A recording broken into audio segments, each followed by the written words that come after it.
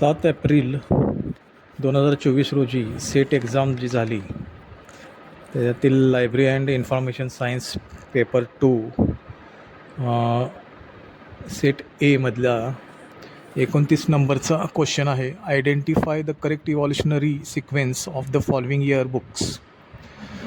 तर त्याचे answers Europa world book 1926 ला स्थापित झालेले आहे. इंडिया रेफरन्स ॲन्युअल 1953 साली झालेलं आहे. मनोरमा इयरबुक्स 1959 साली आणि स्टेट्समन्स इयरबुक 1864. त्याच्यानुसार जर सिक्वेन्स लावायला गेलो तर 4 नंबरचा स्टेट्समन्स इयरबुक हे 1 नंबरला येईल. युरोपा वर्ल्ड इयरबुक 2 नंबरला येईल.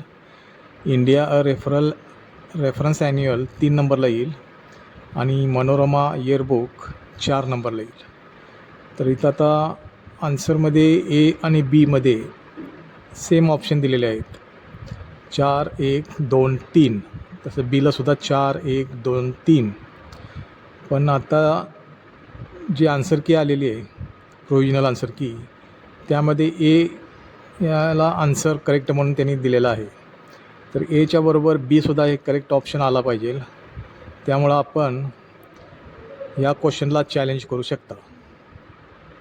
तुम्हाला नक्कीच याचे मार्क्स मिळतील.